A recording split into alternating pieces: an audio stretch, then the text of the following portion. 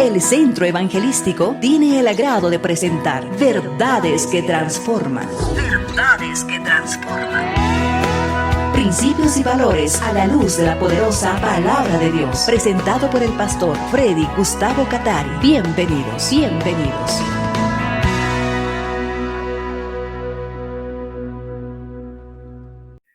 Gracias te damos nuevamente, Señor, por las bendiciones que estamos recibiendo de tu poderosa mano. Disponemos nuestro corazón para seguir recibiendo de tu palabra con ayuda de tu Espíritu. Gracias, Señor. Quiero compartir con ustedes este tema titulado Lo que no son los cultos familiares. Dice la Biblia en Romanos 16:5: saluden de mi parte a los miembros de la iglesia que se reúne en la casa de ellos. La iglesia que se reúne en la casa de ellos. Filemón, versículo 2. También saludamos a toda la iglesia que se reúne en tu casa. Y a la hermana Apia y al hermano Arquipo, nuestro compañero de trabajo. Josué 24:15. Si no quieren serle obedientes, decidan hoy a quién van a dedicar su vida. Tendrán que elegir entre los dioses a quienes sus antepasados adoraron en Mesopotamia y los dioses de los amorreos en cuyo territorio ustedes viven ahora. Pero mi familia y yo hemos decidido dedicar nuestra vida a nuestro Dios. Pero mi familia y yo hemos decidido dedicar nuestra vida a nuestro Dios. Pero mi casa y yo serviremos al Señor, dice la Reina Valera. En esta otra, pero mi familia y yo hemos decidido dedicar nuestra vida a nuestro Dios. Esta es una época especial en que hemos experimentado una bendición adicional por el cierre de los templos. Pero ¿cómo podríamos decir que es una bendición el cierre de nuestros templos? Pues sí, porque a través de esta experiencia hemos aprendido que habíamos descuidado otro aspecto fundamental que está a lo largo de las páginas de la Biblia: el culto en la casa, la reunión de la familia, el culto familiar, el altar familiar. Recordemos que antes de que haya templos, antes de que fuese construido el tabernáculo, cada casa, cada hogar era un altar para el Señor. Cada casa de los creyentes era un lugar de adoración a Dios y un lugar donde se compartía las verdades eternas del Dios creador. Así que en este tiempo hemos experimentado la bendición que es reunirse en los hogares. Pero ahora hay apertura. Los templos volverán a abrirse. ¿Qué haremos? ¿Dejaremos las reuniones en las casas? Si lo hacemos, pues lo que va a ocurrir es que Dios otra vez nos va a detener y nos va a decir: ustedes no aprendieron la lección. Ustedes no han entendido nada. Así que van a tener que volver a repetir la materia para aprobarla. Por lo tanto, no dejemos. El desafío ahora es reunirnos en los templos, pero sin dejar de reunirnos en las casas. Es más, tenemos que reforzar aún mucho más los detalles del funcionamiento de los altares familiares, de los cultos en casas, de las reuniones en el hogar. Pero seguramente, como producto de la experiencia de este tiempo, han surgido preguntas, dudas, desafíos. Y es muy probable también que los cultos familiares hayan dejado de ser lo que Dios quiere, lo que la Biblia enseña de cómo tienen que ser los cultos familiares. Entonces, lo que estoy compartiendo ahora va a servir para corregir esas desviaciones, esos errores que quizás estamos cometiendo. ¿Qué no son los cultos familiares? Número 1, no son una reunión social. 2, no son un grupo de acción social o caridad, aunque se busca ayudar a la gente que venga a nuestra reunión familiar en las soluciones de sus problemas. En el campo alimenticio, ropa o alguna otra necesidad. Por supuesto que sí, estamos dispuestos a cooperar. Pero no es el centro del altar familiar, de la reunión familiar. En tercer lugar, un culto familiar, una reunión familiar, un altar familiar, no solo es otro culto de la iglesia. Aunque allí hay cantos, hay oraciones, hay mensaje de la palabra de Dios, sin embargo, no solo es un culto más. Veamos respecto a los enemigos de los cultos familiares. Número 1, la falta de constancia. En especial por la gran cantidad de ocupaciones que de todas maneras hay en nuestro moderno estilo de vida.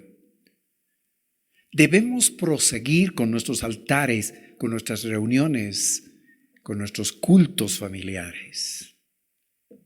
Número 2, la mediocridad.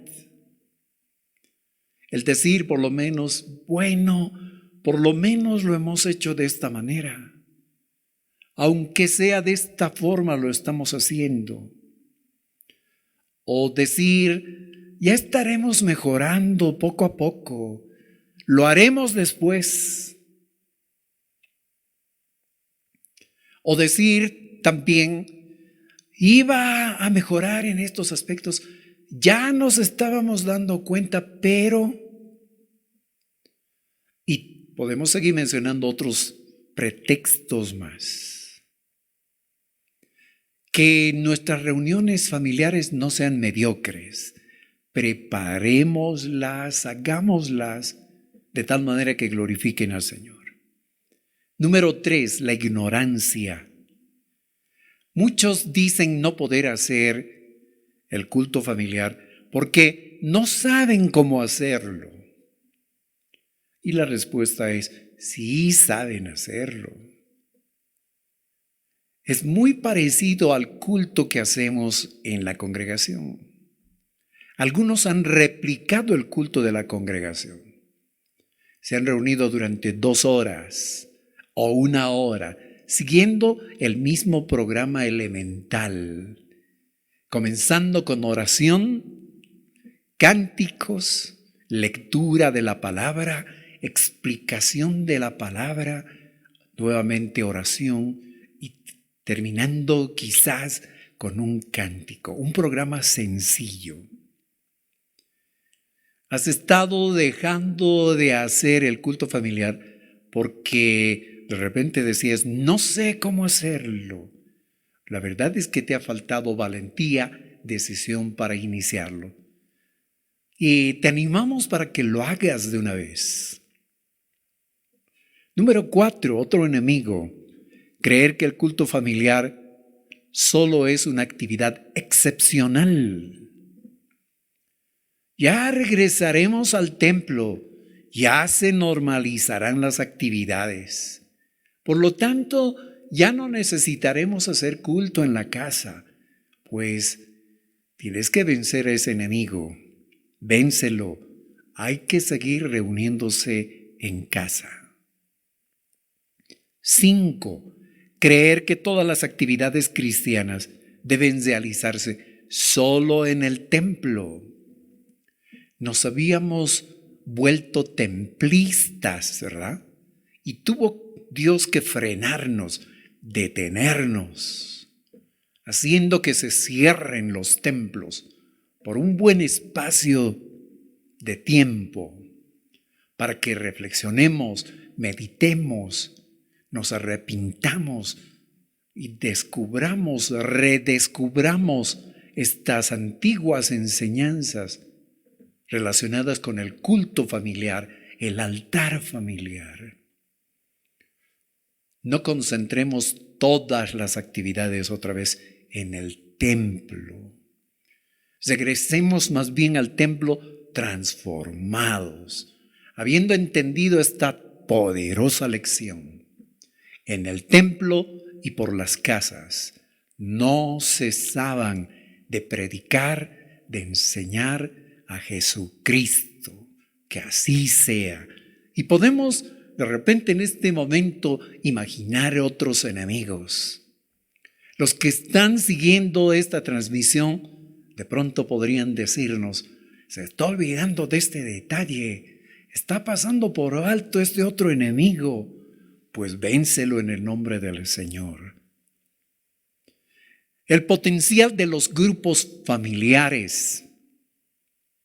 La iglesia que solo se acuse al grupo grande, es decir, la reunión de toda la iglesia en el templo, para realizar todas sus actividades, corre el riesgo de desarrollar un ministerio desequilibrado, un ministerio templista, dejando de lado las casas. Número 2, en los grupos familiares hay mayor posibilidad de que los integrantes puedan aprender mejor la palabra de Dios. 3, en los grupos familiares se puede conocer la situación real respecto a la comunión con Dios de cada integrante de la familia. De pronto hemos descubierto en este tiempo que mamá duerme mucho, tiene la tendencia a quedarse dormida, o es el papá o es el abuelo, que tal integrante de la familia no puede orar más de 5 minutos. Después de 5 minutos está con la cabeza agachada, pero simulando orar, porque desde ojo lo pillé mirando de un lado a otro y frotándose las manos esperando a ver cuándo terminan de orar, y recién hemos orado 5 minutos. He descubierto que no es convertido. ¡Qué tremendo descubrimiento! He descubierto que desconoce estos aspectos de la Biblia que yo pensé que conocía. Así que se puede conocer la situación real de cada persona en las reuniones familiares. Pero no solo desde la perspectiva negativa, sino también positiva. Qué tremendas sorpresas las que habremos tenido descubriendo cómo lee con pasión, con una naturalidad impresionante, una niña de 6 años, de 7, de 8. Y cómo dirige los cánticos el muchacho, la muchacha. Cómo ora apasionadamente alguien de los integrantes que no pensábamos que oraba de alguna manera. Y podemos ver las manifestaciones de los dones del Señor en nuestra casa. De pronto hemos descubierto un nuevo predicador, un nuevo maestro, un nuevo director de cultos, un nuevo ministro de alabanza y adoración. Lindas sorpresas. 4, en los grupos familiares se puede desarrollar el potencial que Dios ha dado a cada hijo de Dios para realizar su obra, ministrando a otros. Veamos un poco sobre los contrastes entre grupos grandes y grupos pequeños. Es decir, el grupo que se reúne en los templos versus el grupo que se reúne en los hogares. En el grupo grande, la comunicación es unidireccional generalmente. En el grupo familiar, la comunicación es en muchas direcciones, en todas las direcciones. En el grupo grande, el énfasis es lo que hace el líder. En cambio, en la casa hay más posibilidad de ver lo que todos pueden hacer. En el grupo grande se sientan hombro a hombro cuando era posible, ahora ya no será posible así, pero de todas maneras, estamos lado a lado o dándonos la espalda.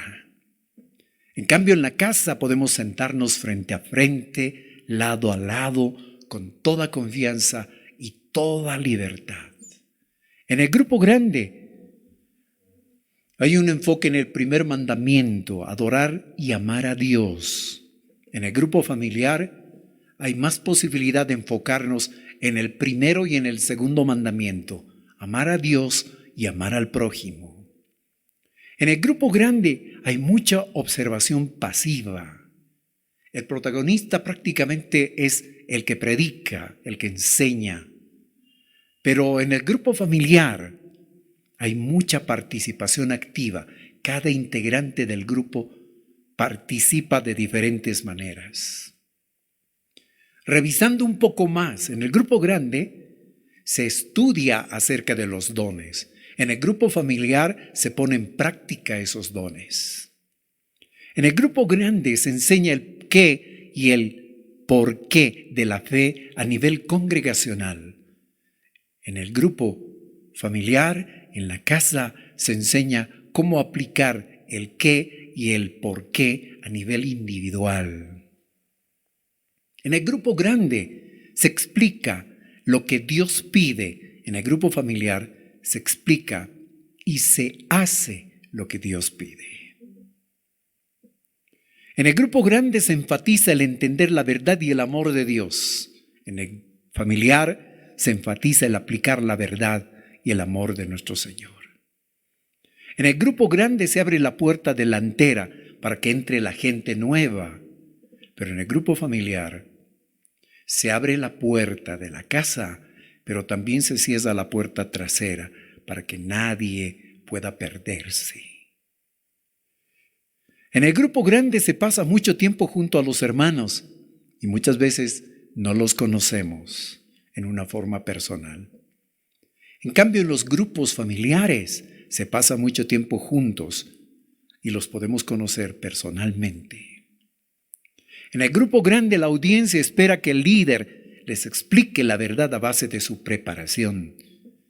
En cambio, en las casas, el líder espera que el grupo descubra la verdad a base de la investigación personal y grupal. En el grupo grande se espera que el líder sepa reconocer la voz de Dios y comunicarla. En cambio, en el hogar, en la casa, se espera que el creyente aprenda a reconocer la voz de Dios y a obedecerla. En el templo se crea una dependencia hasta infantil del líder, una dependencia del líder. ¿Qué dirá el pastor? ¿Qué dirá? ¿Qué me aconsejará? En cambio, en la casa, en el grupo familiar, desarrollamos dependencia de Dios. Acudimos a Él para pedirle consejo. Y además hay una interdependencia madura. Interdependemos unos de otros, de los que vivimos en casa, de los que estamos compartiendo el mismo techo. En el templo se aumenta la carga de cuidado pastoral. El cuidado del pastor. En cambio, en el grupo familiar se reduce la carga de cuidado pastoral, porque es el papá y la mamá que siempre están cuidando al rebaño.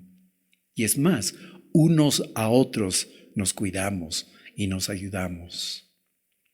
En el grupo grande, al ser ministrados, les gusta y se abre el apetito para recibir más y muchas veces de lo mismo. En el grupo familiar, al ser ministrados, les gusta y se abre el apetito espiritual para compartir más, para compartir más. En la iglesia, en el templo, se espera que el líder sea el responsable del crecimiento espiritual. En el hogar, en la casa, se espera que cada integrante sea responsable de sí mismo, pero también del grupo, de toda la familia. En el templo se forma una congregación de miembros.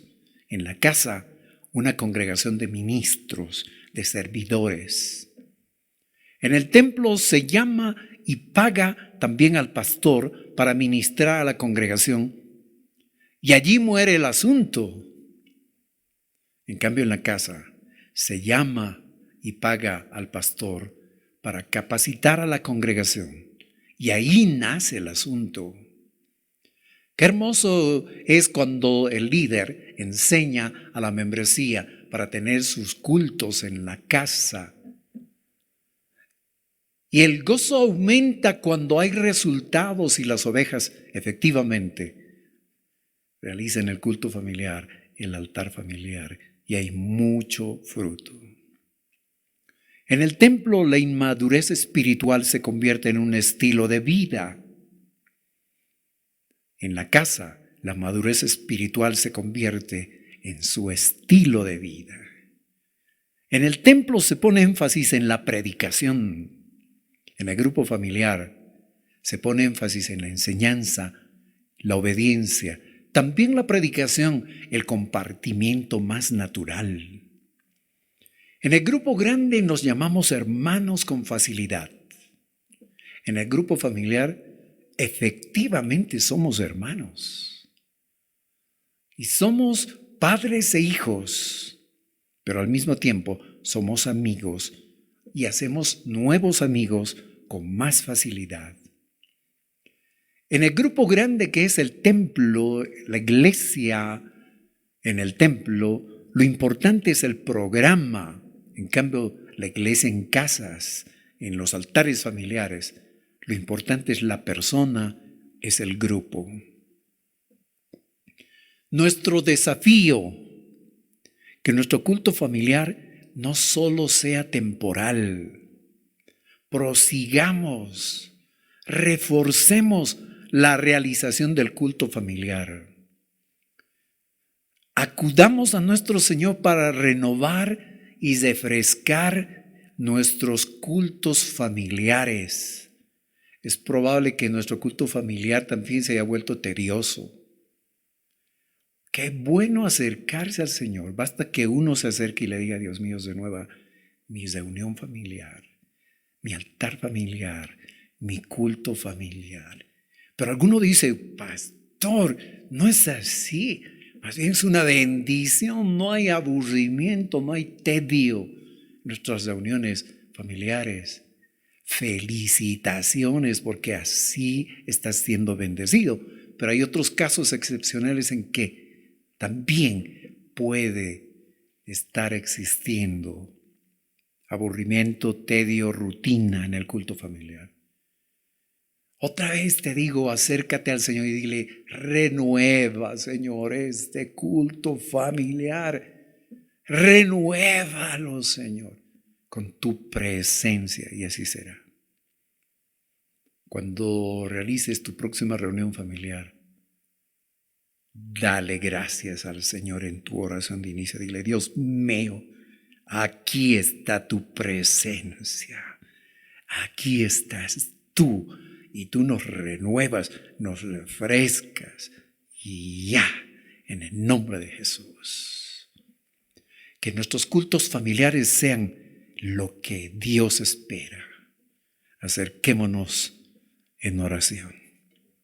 Señor, gracias por la bendición de realizar nuestros cultos familiares. Una estrategia antigua, pero no vieja. Antigua, pero no desgastada. Es más, como pueblo tuyo habíamos dejado de lado esta práctica tan importante de tener nuestro altar en casa, de tener nuestro culto familiar, nuestra reunión familiar. Gracias porque tú has hecho posible en estos meses y queremos reforzar, redoblar los esfuerzos para que esta bendición prosiga. Tu bendición es en este momento sobre todos los hogares, sobre cada casa que en este momento están sintonizando, están viendo esta presentación. Tu maravillosa presencia inunda las casas, desecha lo malo, hace huir a todo espíritu maligno que de alguna manera estaba queriendo poner traba, tranca, flojera, cansancio y otras sensaciones que no vienen de ti. Señor, te agradecemos por tus maravillas. Tú eres el dueño de cada hogar, en el nombre de Jesús. El Centro Evangelístico tuvo el agrado de presentar Verdades que Transforman. Verdades que Transforman. Esperando que hayan sido bendecidos, les invitamos para la siguiente emisión.